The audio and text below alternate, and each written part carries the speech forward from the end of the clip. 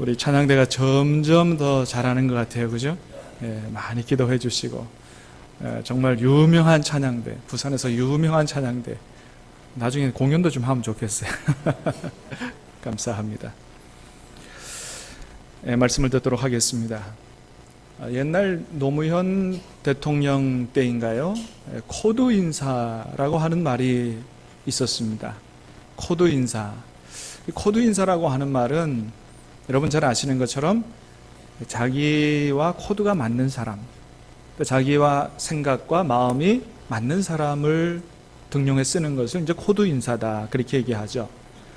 그래서 노 대통령이 자기와 코드가 맞는 사람만 들어 쓴다, 그래서 코드 인사한다, 그래서 아주 비판도 많이 들었던 걸로 그렇게 생각하는데, 여러분 그렇죠? 사실 한 나라의 대통령으로 이 나라를 잘 이끌고 가려면 자기와 코드가 맞는 사람만 들어 써서는 안 되죠. 자기와 잘 맞지 않더라도 인재라면 등용해서, 또 자기와 생각이 다를지라도 이야기를 잘 듣고 모든 것들을 잘 수렴해서, 그래서 이 나라를 잘 이끌고 가는 이런 게 중요한데, 근데 여러분 반대로 생각해서 그렇다고 해가지고 전부 자기 생각하고 안 맞는 사람만 불러 쓴다면 어떻게 되겠습니까? 그러면 더 큰 문제가 일어나는 거죠. 네, 그렇습니다. 그래서 어떤 조직이든 간에 리더는 자기와 생각이 다른 사람의 얘기를 잘 들을 수 있는 열린 마음을 갖는 것도 중요하지만, 그러나 자기의 소신과 자기의 철학대로 그 단체를, 조직을 이끌어 나가기 위해서는 자기와 생각과 마음이 같은 그런 사람을 들어줄 수밖에 없는, 어쩔 수 없는 그런 일이다라고 할 수가 있습니다. 근데 여러분 오늘 본문에서 보면 하나님도 그러시다라고 하는 거예요. 하나님도 그러시다. 자, 오늘 우리가 21절부터 23절까지 읽었는데 한번 다시 21절, 22절 말씀을 다시 한번 읽어보도록 하겠습니다. 시작. 그 후에 그들이 왕을 고하거늘 하나님이 베냐민 지파 사람 기스의 아들 사울을 40년간 주셨다가 패하시고 다윗을 왕으로 세우시고 증언하여 이르시되 내가 이새의 아들 다윗을 만나니 내 마음에 맞는 사람이라 내 뜻을 다 이루리라 하시더니. 아멘. 우리가 5월 한 달 동안 역대상 말씀 묵상했습니다. 역대상 말씀에 거의 다가 누구 내용이냐 하면 다윗 왕에 관한 내용이죠. 먼저 하나님이 다윗 왕을 이스라엘 왕으로 세우시기 전에 사울을 이스라엘의 왕으로 주셨습니다. 초대 왕으로 주셨는데, 하나님께서 사울을 이스라엘 왕으로 세우시고 가만 지켜보시다가 하나님의 생각과 마음과 잘 맞지 않는 거예요. 그래서 하나님의 마음에 안 맞게 나가자 그를 패하셨다 그랬어요. 그를 버리시고 패하시고 하나님의 마음에 맞는 사람을 찾으셨는데, 그래서 만난 사람이 누구라고요? 다윗이다라고 하는 거예요. 그러면서 하나님이 뭐라고 말씀하시냐면 이렇게 말씀하세요. 다윗을 만나니 내 마음에 맞는 사람이라 내 뜻을 다 이루리라 하시더라 말씀하시는 거예요. 하나님의 마음에 맞는 사람을 찾으셨고, 그래서 다윗을 만났는데 그 다윗을 통해서 하나님의 뜻을 다 이루게 하시겠다. 누굴 통해서 하나님의 일을 이루시겠다고요? 다윗을 통해서 하나님의 뜻을 이루시겠다 하는 거예요. 여러분, 우리가 세상을 살아가면서 착한 사람 되는 것도 중요하고 이 세상에 꼭 필요한 사람이 되는 것도 중요하죠. 그러나 어떤 사람 되는 게 가장 중요합니까? 여러분들은 세상에 필요한 사람, 똑똑한 사람, 착한 사람 되는 것도 중요하지만 가장 중요한 것은 하나님의 마음에 맞는 사람 되는 것이 가장 중요한 줄로 믿습니다. 하나님의 마음에 맞는 사람 되어야 된다는 거예요. 다시 한번 축복합니다. 저와 여러분들이 다 그렇게 될 수 있게 되기를 예수님의 이름으로 축복합니다. 자, 그러면 여러분, 어떻게 해야 우리가 하나님의 마음에 맞는 사람이 될 수 있을까요? 다윗은 도대체 어떤 사람이었길래, 그는 어떻게 살았길래 하나님의 마음에 맞는 사람이라고 하나님이 말씀하셨을까요? 몇 가지 이유를 생각해 보도록 하겠습니다. 첫 번째는 다윗은 늘 섬기는 삶을 살았기 때문에 하나님의 마음에 맞는 사람이었다 생각합니다. 다윗의 인생을 가만히 생각해 보면 늘 섬기는 삶을 살았다. 먼저는 다윗이 어린 시절 목동이었을 때 자기에게 맡겨진 일을 아주 충성스럽게 잘 감당하는, 무엇보다도 섬김이 몸에 밴 사람이 다윗이었다, 이렇게 얘기할 수가 있습니다. 사무엘이 하나님의 부름을 따라서 이제 이스라엘의 왕을 세우려고 다윗의 아버지 이새의 집으로 찾아갔죠. 그래서 다윗의 아들들을 다 모아놓고 한 사람 한 사람 주목하여 보면서 하나님 앞에 말씀을 드렸습니다. 하나님, 첫째 아들입니까? 아니라는 거예요.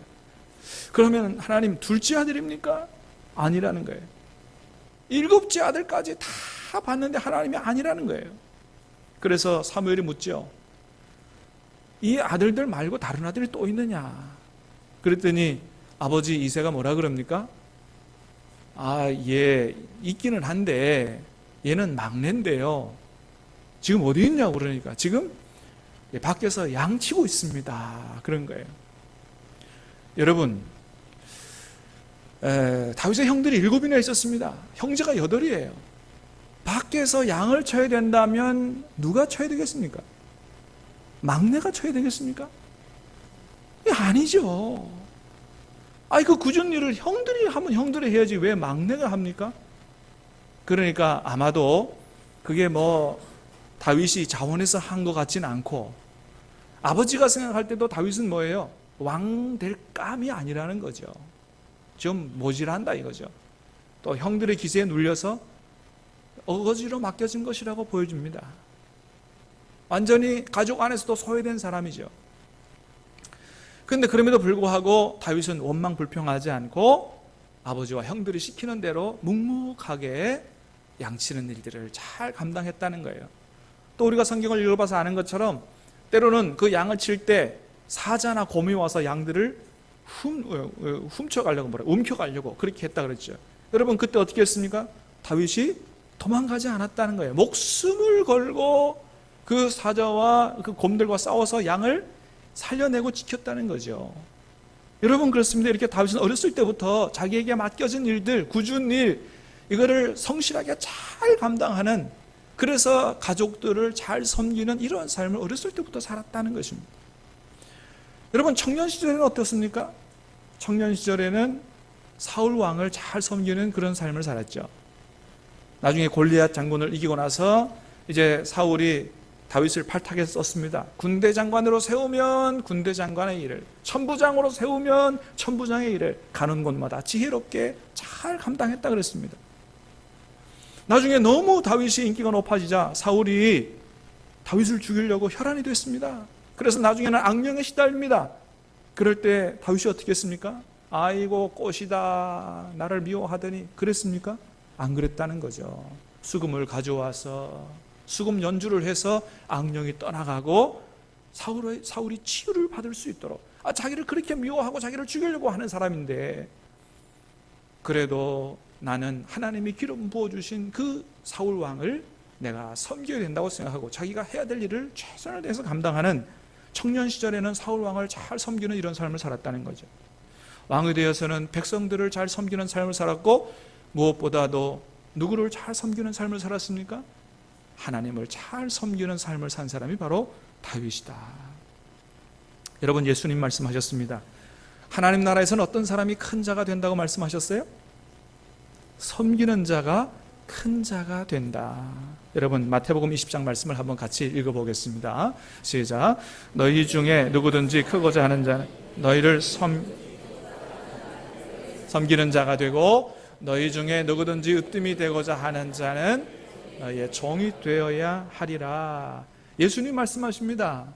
하나님 나라에서는 어떤 사람이 큰 자가 되느냐? 섬기는 사람이 큰 자가 된다. 이것이 하나님 나라 원리라고 하는 거예요. 그래서 하나님은 그런 섬기는 삶이 몸에 밴 다윗을 마음에 들어 하셨고, 그런 다윗을 선택해서 하나님께서 이 나라를 맡기면 네가 잘 감당하겠다. 그래서 하나님 이스라엘 왕으로 세우신 것이죠.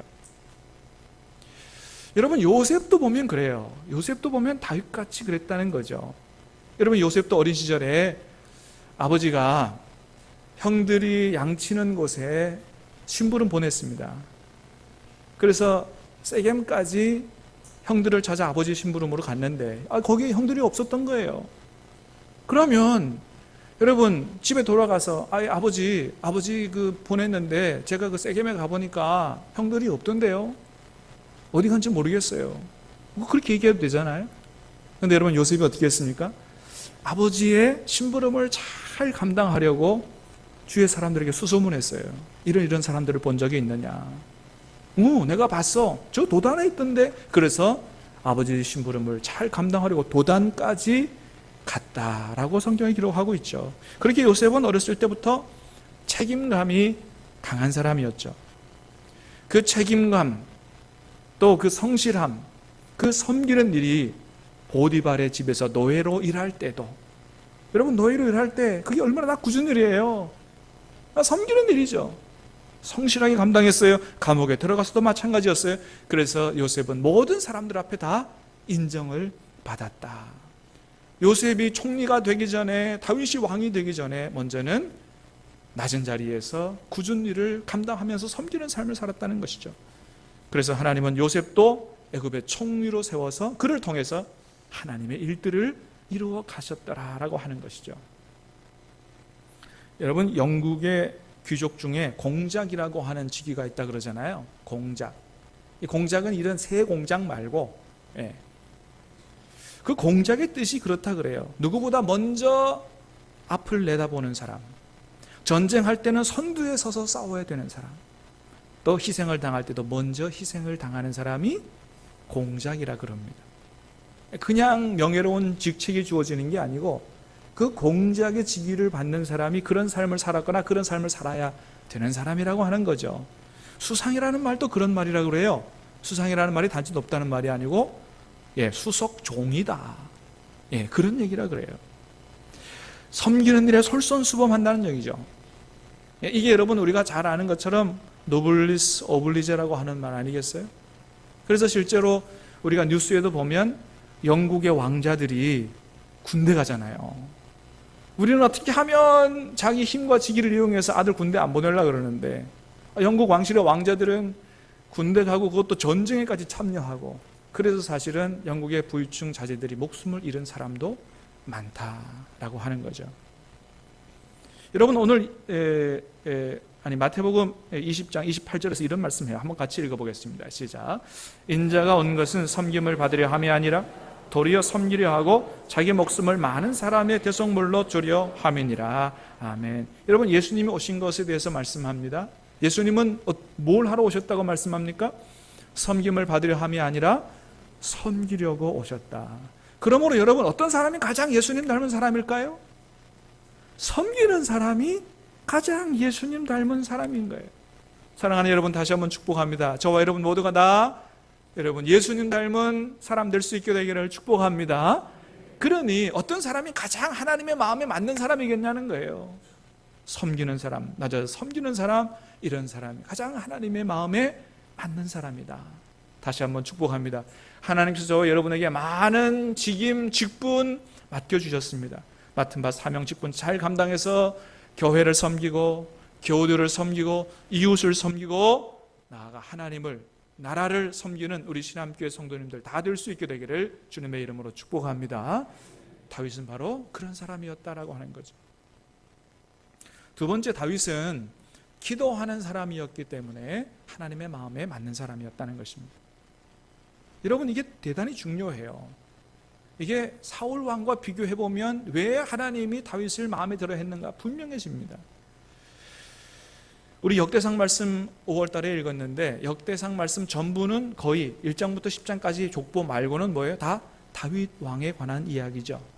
그리고 역대하는 솔로몬과 여러 왕들에 대한 이야기. 그러니까 역대기 전체의 절반은 누구에 관한 얘기라고요? 다윗에 관한 얘기. 그만큼 다윗이 이스라엘 역사의 중심이다라고 하는 걸 보여주는 거죠. 왜 그렇게 다윗을 높이 평가할까요? 오늘 말씀에 근거하면 하나님의 마음에 맞는 사람이기 때문에 그런 거죠. 여러분, 근데 우리가 역대상 말씀을 읽어보면 다윗의 모습 중에서 어떤 모습이 아주 인상 깊으냐 하면 다윗은 시시때때로 하나님 앞에 기도하는 사람이었다라고 하는 거예요. 역대상 14장에 보면 다윗이 왕이 되자마자 블레셋이 침공해 왔어요. 블레셋은 이런 계략을 갖고 있었습니다. 다윗의 왕권이 견고해지기 전에 우리가 선제 공격을 해서 다윗의 왕권을 무너뜨리자. 그래서 왕이 되자마자 얼마 안 돼서 블레셋이 쳐들어왔습니다. 그러니 여러분, 나라의 기틀이 제대로 잡히지 않은 상태에서 이웃 나라가 쳐들어왔으니 얼마나 두려웠겠어요? 얼마나 당황했겠어요? 그런데 다윗은 두려워하지도 당황하지도 않았습니다. 왜 그랬습니까? 다윗에게는 기도가 있었기 때문이에요. 다윗은 이렇게 기도합니다. 역대상 14장 10절입니다. 시작. 다윗이 하나님께 물어 이르되 내가 블레셋 사람들을 치러 올라가리이까 주께서 그들을 내 손에 넘기시겠나이까 하니 여호와께서 그에게 이르시되 올라가라 내가 그들을 내 손에 넘기리라 하신지라. 아멘. 이렇게 큰 위기를 당했을 때 다윗은 바로 기도했어요. 하나님, 내가 이 블레셋 사람들 치러 올라가리이까 내 손에 넘기시겠습니까? 하나님의 응답이 곧바로 왔어요. 올라가라, 내가 너를 돕겠다. 그래서 굉장히 어려운 전쟁인데 블레셋과의 전쟁에서 승리합니다. 블레셋이 물러갔어요. 미련을 보내지 못했습니다. 블레셋이 또다시 준비해서 곧바로 2차 침공을 가해왔어요. 그때도 어떻게 했느냐? 또다시 하나님 앞에 기도합니다. 13절 말씀 시작. 블레셋 사람들이 다시 골짜기를 침범한지라 다윗이 또 하나님이 이르시되 마주 올라가지 말고 그들 뒤로 돌아 뽕나무 숲을 맞은편에서 그들을 기습하되.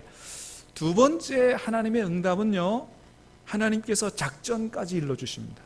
와, 그러니까 여러분, 첫 번째 이긴 대로 하면 되겠지, 그거 안 된다는 거예요.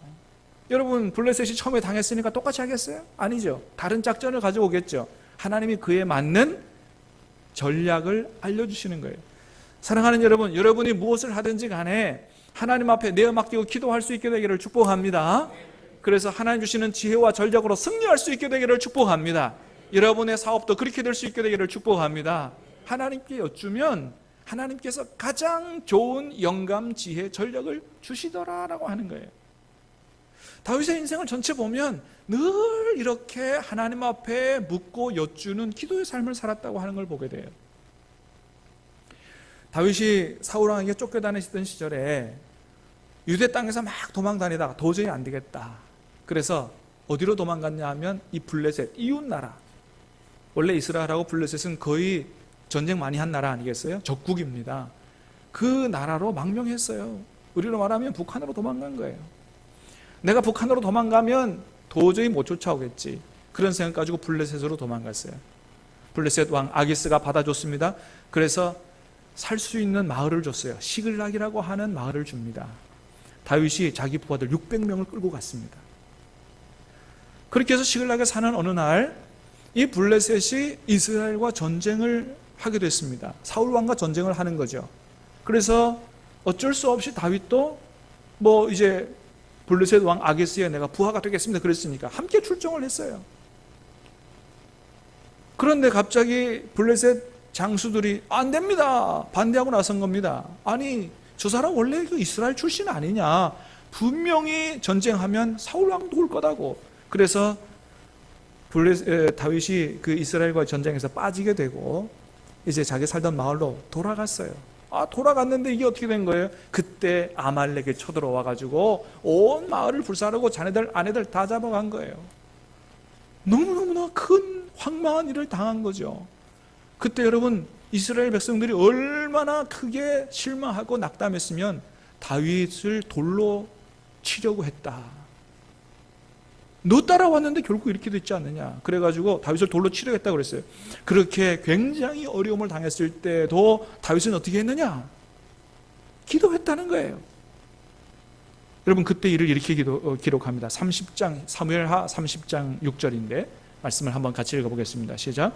백성들이 자네들 때문에 마음이 슬퍼서 다윗을 돌로 치려 하자 다윗이 크게 다급하였으나 그의 하나님 여호와를 힘입고 용기를 얻었더라. 오늘 말씀을 다 읽을 수 없지만 거기 보면 다윗이 하나님 앞에 기도했다는 걸 보게 돼요. 그렇게 기도함으로 하나님을 힘입고 용기를 얻어서 이 어려움을 잘 이겨냈다라고 성경은 기록하고 있습니다. 다윗은 어려움을 만날 때마다 하나님 앞에 기도로 하나님께 여쭈는 사람이었어요. 근데 사울 왕은 어떻게 했느냐? 똑같이 블레셋 침공을 받아서 블레셋과 전쟁할 때 하나님께 여쭤보지 않습니다. 그래서 역대상 10장은 사울 왕의 실패를 이렇게 기록합니다. 13절 14절 말씀을 우리 같이 한번 읽어보겠습니다. 시작. 사울이 죽은 것은 여호와께 범죄하였기 때문이라. 그가 여호와의 말씀을 지키지 아니하고 또 신접한 자에게 가르치기를 청하고 여호와께 묻지 아니하였으므로 여호와께서 그를 죽이시고 그 나라를 이새의 아들 다윗에게 넘겨주셨더라. 아멘. 블레셋이 쳐들어와서 굉장히 두려워 떨었다고 성경 기록하고 있습니다.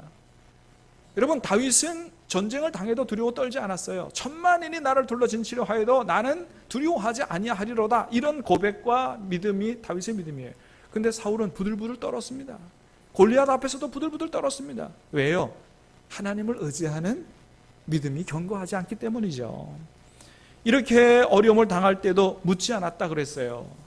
하나님이 사울 왕을 버리고 심판해서 죽였는데 그 이유가 뭐라고요?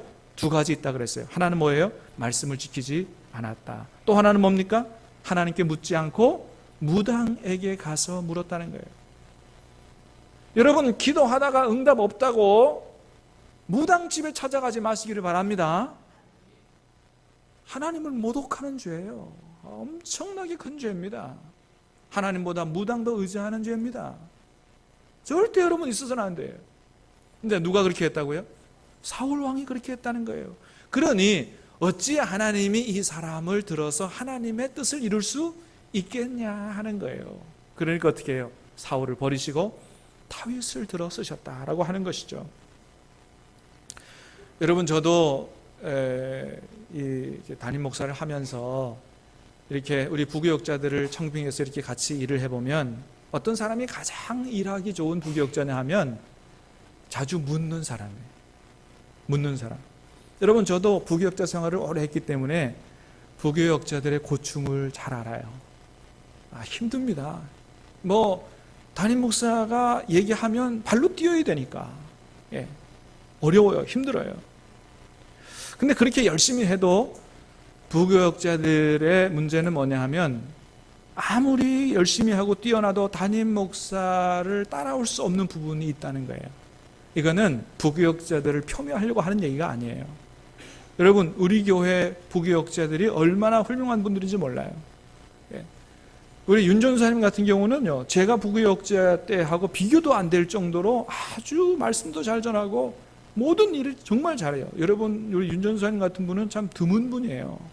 여러분, 복 받으신 줄로 믿으시길 바랍니다. 제가 오죽하면 칭찬을 하겠어요. 오죽하면. 제가 걱정을 안 해요. 맡겨두면 모든 게 다. 우리 전사님들 다 마찬가지. 자, 근데 그럼에도 불구하고 부교역자가 가지는 한계가 있어요. 뭐냐 하면 담임 목사처럼 모든 교회 전체의 모든 것들을 볼 수 있는 눈이 부교역자에게는 없어요. 왜냐하면 그것은 능력이 부족하다기보다는 그 부교역자 위치가 갖는 한계예요. 어쩔 수 없는 것입니다. 여러분, 그러면 어떻게 해야 되겠어요? 모를 때는 물어야죠. 근데 간혹 어떤 분들은 안 물어요. 자기 생각대로 하는 거예요. 그럼 나중에 일이 어떻게 되냐 하면 전혀 생각하지 못하는 황당한 방향으로 일이 가고 있는 거예요. 그러면 그런 경우는 아무리 열심히 해도 일을 잘했다고 할 수가 없는 것이죠. 근데 여러분, 우리도 마찬가지라는 거예요. 그래서 하나님의 마음에 맞는 사람은 어떤 사람이라고요? 하나님께 잘 묻는 사람이다. 하나님께 잘 여쭈는 사람이다. 그리고 하나님의 뜻을 파악하고 하나님의 뜻대로 순종해 살려고 하는 사람이 바로 하나님의 마음에 맞는 사람이다 라고 하는 거예요. 사랑하는 여러분, 하나님 앞에 자주 여쭐 수 있게 되기를 바랍니다. 하나님 응답하실 거예요. 하나님 뜻대로 사시기를 축복합니다. 하나님의 마음에 맞는 사람 되는 것입니다. 근데 여러분, 우리가 늘 그렇게 살다가도 간혹 하나님 앞에 잘못할 때가 있어요. 여러분, 다윗도 그렇게 늘 기도하고 살았지만 인생에 큰 오점을 남겼습니다. 우리의 아내 바세바를 범했어요. 큰 죄를 지었어요. 그래서 하나님 앞에 엄청난 야단을 맞았어요. 근데 어떻게 했습니까? 그때도 하나님 앞에 눈물을 흘리며 회개하며 기도했죠. 잘못해도 기도하는 사람이에요. 근데 여러분, 사울 왕은 어떻게 했어요? 사무엘 보내서 왜 하나님께서 진멸하라고 말씀하신 말씀에 순종하지 않고 좋은 거 다 남겨놨느냐? 변명합니다. 회개하지 않아요. 변명해요. 하나님께 좋은 거 드리려고 그랬다니까요. 자기 생각대로 하는 거예요. 하나님께서 뭐라 그래요? 네가 나의 말씀을 버렸으니 내가 버린다라고 하시면서 하는 말씀이 순종이 제사보다 낫다고, 하나님 말씀이 듣는 것이 수양의 기름보다 낫다고 하나님이 말씀하신 거예요. 사랑하는 여러분, 다시 한번 축복합니다. 저와 여러분은 늘 하나님 앞에 말씀을 잘 듣고 또 잘 모를 때 여쭙고 기도하는 사람으로 하나님의 마음에 합한 사람 될 수 있게 되기를 다시 한번 주님의 이름으로 축복합니다. 마지막으로는 다윗은 하나님의 마음에 합한 진정한 예배자였다라고 하는 것입니다. 여러분, 다윗은 어렸을 때부터 그랬어요. 어렸을 때부터 하나님 앞에 수금 가지고 찬양으로 예배를 많이 드린 사람이죠. 여러분, 왕이 되고 난 이후에도 다윗이 제일 먼저 한 게 뭐냐 하면 기럇 여아림에 있는 하나님의 법궤를 예루살렘으로 이송해 오는 거예요. 법궤를 예루살렘, 이스라엘의 수도로 이송해 온다는 얘기는 뭐냐 하면 자기의 나라가 누구의 나라가 되기를 원한다? 하나님의 나라가 되기를 원한다. 다윗은 늘 그 마음속에 하나님 우선, 하나님 제일주의, 하나님이 영광을 받으시고 통치하시는 그런 나라를 소원했어요. 그래서 법궤를 모시고 오면서 얼마나 기뻤는지 몸 찬양으로, 그죠? 이제 수금 갖고 부족한 거예요. 몸으로, 요즘 말로 말하면 워십 댄싱으로 얼마나 신나게 찬양하며 예배했는지 어떻게 해요? 바지가 다 흘러내렸다 그랬습니다. 그걸 본 그의 부인 미갈이 뭐라 그랬습니까? 아이고, 한 나라의 왕이 돼가지고 저게 뭔 창피한, 저런 짓을 하느냐. 그 얘기 들었던 다윗이 뭐라 그랬습니까? 이렇게 얘기했어요. 사무엘하 6장입니다. 시작. 다윗이 미갈에게 이르되 너는 여호와 앞에서 한 것이 그가 내 아버지와 그의 온 집을 버리시고 나를 택하 나를 여호와의 백성 이스라엘의 주권자로 삼으셨으니 내가 여호와 앞에서 뛰놀리라. 내가 이보다 더 낮아져서 스스로 천하게 보일지라도 내가 말한 바 계집종에게는 내가 높임을 받으리라 한지라. 아멘. 하나님 앞에서 한 거다. 나는 하나님 앞에서라면 이보다 더 천하게 낮아 보일지라도 나는 얼마든지 춤추면서 하나님 앞에 예배드릴 거다. 여러분, 미갈이 이렇게 하나님 앞에 춤추며 예배한 다윗을 폄훼하는 죄로 하나님 앞에 어떤 벌을 받았다고요? 평생 동안 자식이 없는 벌을 받았다 그랬습니다. 왜 여러분 하나님은 미갈에게 자식 없는 벌을 주셨을까요? 아마도 그런 것 같아요. 뭐냐 하면 미갈은 하나님의 마음을 이해하지 못한 거예요. 다윗이 지금 자신을 선택하신, 자신을 하나님의 자녀로 삼아주신 그 하나님 아버지 앞에 마치 아이가 재롱을 부리듯이 자기 체면 다 내려놓고 아버지 앞에 재롱을 떨듯이 그렇게 예배를 드린 거죠. 그런 자기의 자녀, 다윗의 자녀, 다윗이란 자녀가 드리는 이런 재롱을 하나님 아버지는 어떻게 해요? 너무 기뻐하시는 거죠. 여러분, 우리 자녀들이 어릴 때 막 재롱을 떨 때 잘하지 못하더라도 얼마나 그게 기뻐요. 그 기쁨은 이루 말할 수 없는 거죠.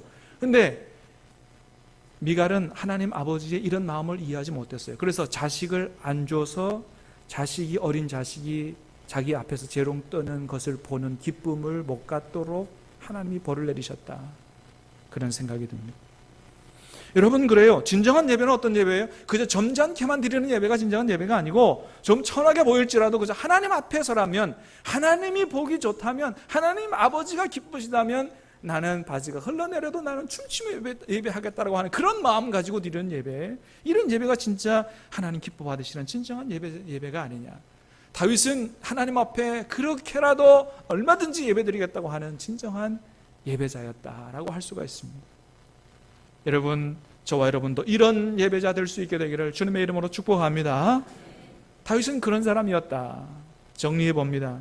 하나님 앞에서 굳은 일을 마다하지 않고 최선을 다해서 섬기는 이런 섬김의 삶을 살았고, 하나님 앞에 언제라도 여쭙고 기도하는 사람으로, 하나님 앞에 진정한 예배를 드리는 예배자로 그렇게 살았던 그런 사람이었습니다. 하나님 이런 다윗을 기뻐하셨고 마음에 들어하셨다. 그래서 그를 통해 하나님의 뜻을 이루셨다. 저와 여러분 다 이렇게 하나님 앞에 마음에 합한 자가 돼서 주님 앞에 기쁨 될 수 있게 되기 바라고, 하나님이 계획하신 모든 일들을 저와 여러분의 인생과 우리 교회를 통해서 이루시는 아름다운 역사가 있게 되기를 예수님 이름으로 축복합니다. 우리 같이 찬양하고 기도하겠습니다. 나 주님의 기쁨 되기 원하네.